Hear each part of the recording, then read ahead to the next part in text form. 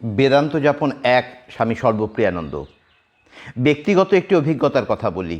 কত বিচিত্র সব জায়গায় বেদান্ত প্রসঙ্গের পরিসর তৈরি হয়ে যায়। বহু বছর আগে এমনই একবার সুযোগ এসেছিল লখনৌ বিমানবন্দরে। তখন প্রায় শেষ রাত। ট্রানজিটে এক জায়গা থেকে আরেক জায়গায় পরে প্লেন ধরতে যাচ্ছি। ওই ট্রানজিটে সেই সময় আমি একাই যাত্রী। হাতে বেশ সময় আছে, ধীরে সুস্থে যাচ্ছি।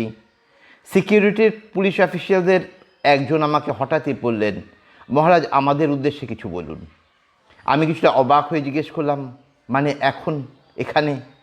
তিনি বললেন, হ্যাঁ ভালোই তো, এখানে লোকজন কম, কাজের চাপও নেই। আপনি কিছুই বলুন বরং আমরা শুনি। আশপাশ থেকে আরও কিছু পুলিশকে জড়ো করে নিলেন তিনি। আমি তখন কি বলি এদের?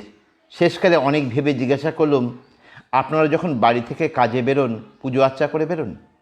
প্রায় সকলেই তাতে ঘাড় নেড়ে সম্মতি জানালেন। তখন তাদের বললাম, দেখুন, দিনভর যে সিকিউরিটি চেকিংয়ের কাজ আপনাদের করতে হয়, মনে হতে পারে তা হয়তো পূজা অর্চনা থেকে অনেক দূরে। কিন্তু আজ থেকে আপনারা একটি সংকল্প করতে পারেন। প্রতিটি মানুষের চেকিং শেষ করে মনে মনে আপনারা যে যার ইষ্টকে একটি করে ফুল নিবেদন করবেন। বাড়িতে পুজোর ঘরে যেমন করে থাকেন। মনে করবেন আপনার সারাদিনের এই প্রতিটি কাজই আসলে আপনার ইষ্টের পাদপদ্মে এক একটি পুষ্পাঞ্জলি। কথাটি তাদের মনে ধরল বেশ। একজন বলেন, এটা বেশ তো, সারাদিনই প্রভুর পুজো করতে পারবো। এটি প্রত্যেকের লক্ষ্য হওয়া উচিত। সারাদিনের ক্ষুদ্রাতি ক্ষুদ্র প্রতিটি কাজই অন্তর থেকে তার উপাসনা হয়ে উঠুক। এইভাবে আমাদের নিত্যকার কাজগুলি আমূল পরিবর্তন সম্ভব, যদি ঈশ্বরে আপনার বিশ্বাস থাকে। শুধু মন্দিরে পুজো নয়, প্রতিটি দেহ মন্দিরকে পুজো করুন। শুধু প্রতিমা পুজো নয়, দেহে অধিষ্ঠিত পবিত্র আত্মার অর্চনা করুন।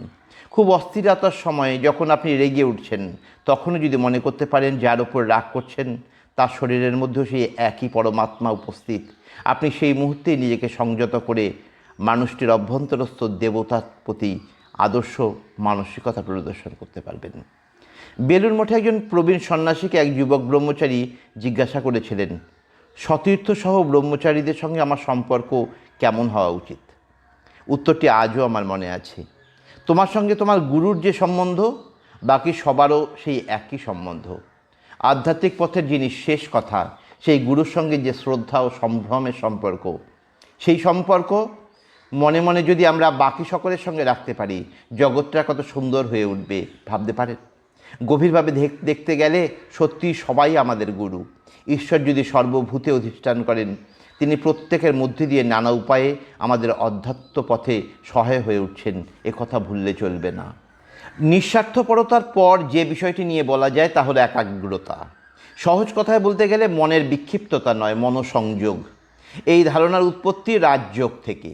আজকের এই যুগটির ভয়ানক বিক্ষিপ্ততার যুগ। বিশেষত অল্প বয়সী ছাত্রছাত্রীদের মধ্যে মনোসংযোগের এত অভাব দেখা যায়, শিক্ষকদের কাছে তার রীতিমতো একটা ভাবনার বিষয় হয়ে ওঠে। গবেষণায় দেখা যাচ্ছে, শেষ 10 বছরে কিশোর বা যুব সমাজের মনের বিক্ষিপ্ততা এত ভয়ঙ্কর হারে বেড়েছে যে আগেকার প্রজন্মের সঙ্গে এখানেই তাদের বড় তফাৎ হয়ে যাচ্ছে। কোনো একটি বিষয়ে দীর্ঘ সময়ের জন্য নিজেদের মনকে নিবদ্ধ করার ক্ষমতা তাদের কম। ক্যাল নিউপোর্ট তার লেখা ডিপ ওয়ার্ক বইতে লিখছেন, কেবলমাত্র সৃজনশীল বা আধ্যাত্মিক চর্চায় নয়, যে কোনো ছোট বড় কাজ যদি মনোযোগ সহকারে করতে হয়, বিক্ষিপ্ততা অতিক্রম করতেই হবে। ধরুন, আপনি কোনো গুরুত্বপূর্ণ একটা লেখা লিখছেন, তাতে সম্পূর্ণ মনোসংযোগ করেছেন, এমন সময় আপনাকে কেউ ফোন করলো বা ফোনে একটা মেসেজ এলো, ফোনে আলো জ্বলে উঠলো বা রিংটোন বাজলো, তাতে আপনি লেখা থেকে চোখ ফেরালেন ফোনের দিকে। নিউপোর্ট আমাদের জানাচ্ছেন, এর ফলে যে মনোসংযোগ হারালো, তাকে আবার আগের জায়গায় ফিরিয়ে আনতে প্রায় 18 মিনিট সময় লাগে।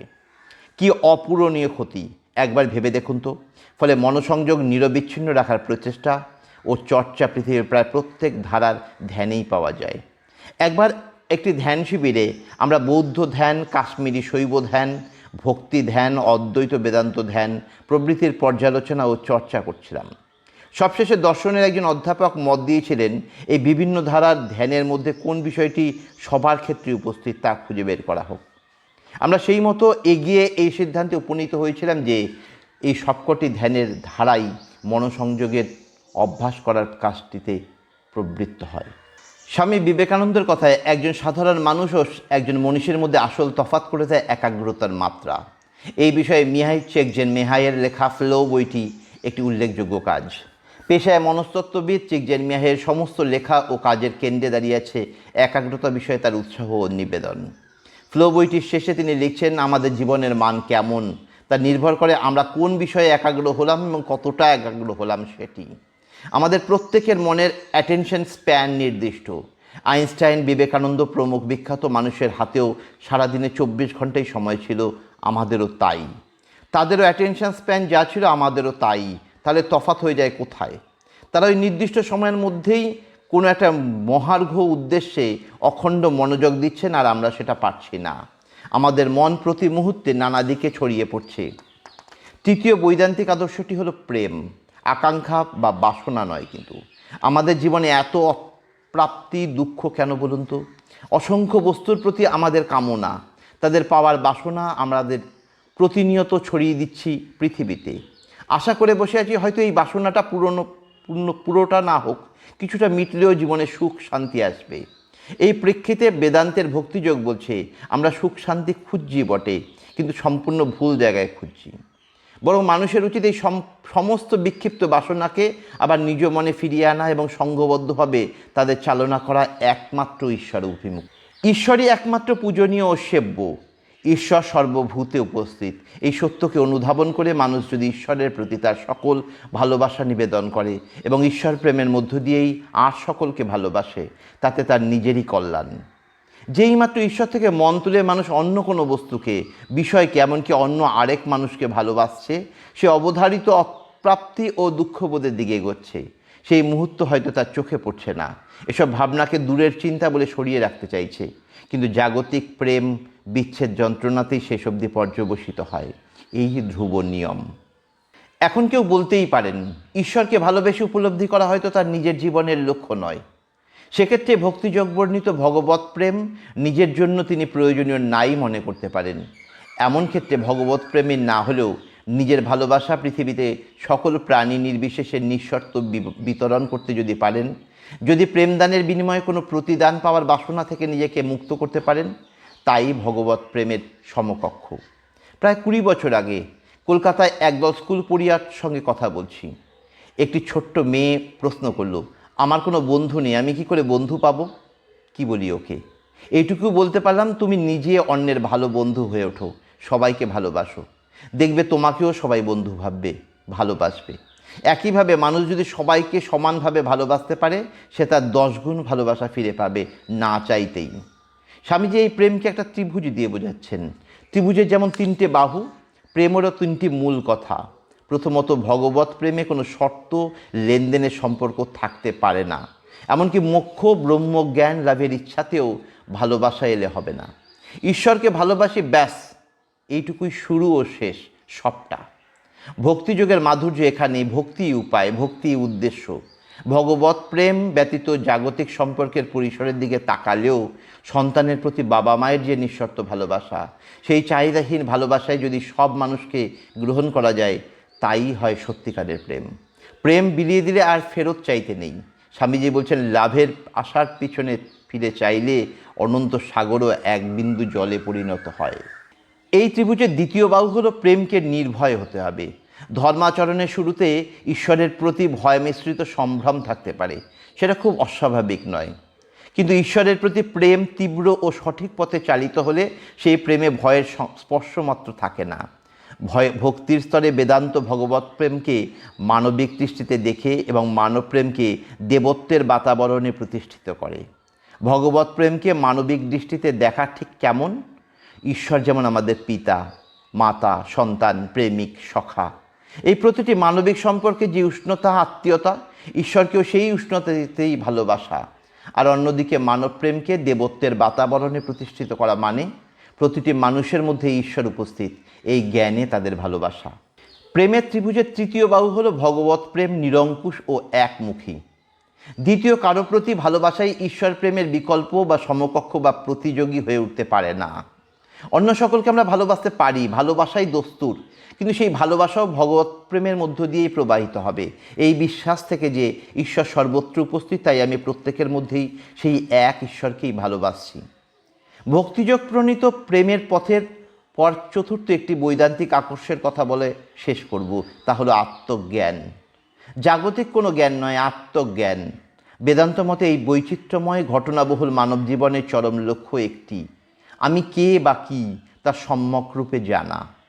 ঈশোপনিষদে সেই কথাই ধরুন, ঈশাবাস্যমিদং সর্বং যৎকিঞ্চ জগত্তাং জগৎ, ঈশ্বরকে এই জগতের সর্বত্র প্রত্যক্ষ করো। আর ওই শ্লোকেরই ভাষ্যে আচার্য শঙ্কর কি লিখলেন, ঈশার অর্থ ঈশ্বর, অর্থাৎ পরমাত্মা, অর্থাৎ তোমারই জীবের আত্মা। ফলত শ্লোকটির অর্থ আগে যেমন ছিল, জগতের সর্বত্র সর্বভূতে ঈশ্বরই ব্যাপ্ত, শাঙ্কর ভাষ্যে তার অর্থ হয়ে দাঁড়ালো, জগতের সর্বত্র সর্বভূতে তুমি ব্যাপ্ত, তোমা দ্বারাই সব পরিবৃত। ঈশার সঙ্গে শঙ্করাচার্য মিলিয়ে দিলেন জীবাত্মাকে। তাই জীবের, মানুষের উদ্দেশ্যই হলো নিজ আত্মার বিশ্বজনীন যে প্রকৃতি তাকে উপলব্ধি করা। এমন ভাবনা প্রায় আমাদের মনে উকি দেয়, এই ভৌত শরীরটি কি কেবল আমরা কেউ কি নিজেকে কেবলমাত্র এই শরীরটুকু দিয়ে সংজ্ঞায়িত করি? হ্যাঁ, আমরা অবশ্যই নিজেদের এই শরীরটাকে অস্বীকার করি না, কিন্তু এটুকুই কি আমার অস্তিত্বের সব? কখনোই না। আমরা প্রত্যেকে নিজেদের মানুষ মনে করি। আমাদের প্রত্যেকের অস্তিত্বের গভীরতা এই ক্ষুদ্র দেহে বাধা রেখা অসম্ভব। তাই আমরা সিদ্ধান্তে আসি, এই দেহে বাসকারী মন বা ব্যক্তিত্বটি আসলে আমি। বেদান্ত তার চেয়েও এক ধাপ এগিয়ে যায় এবং নির্দেশ করে মনেরও অতীতে যে অবিচল নিরবিচ্ছিন্ন শাশ্বত চৈতন্য উপস্থিত তার দিকে। সেই চৈতন্য কেমন? পঞ্চকোষ বিলক্ষণ আত্মা, অবস্ত্রাত্ময় সাক্ষী আত্মা। যে পঞ্চকোষ অন্নময়, প্রাণময়, মনোময়, বিজ্ঞানময়, আনন্দময় ও অবস্থাত্রয় সমাহার বলে নিজেকে মানুষ মনে করে, শেষে গিয়ে দেখা যায় সে তাও নয়। সে এইসবের অতীতে অবস্থিত ভাস্বর চেতনা। তার বিভায় পঞ্চকোষ ও অবস্থাত্রয় আলোকিত হয় মাত্র।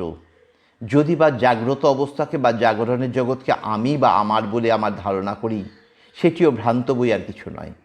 জীবভাবে যে জীবন কাটাচ্ছি তার একটা পরিচিতি হতে পারে জাগরণ বা স্বপ্ন বা সুষুপ্তি, কিন্তু সঠিক অর্থে আমি এই তিনটি অবস্থার কোনোটিই নয়, বরং এই অবস্থাত্রয়ের সাক্ষী স্বরূপ তুরীয়ই আমার সত্যিকারের পরিচয়।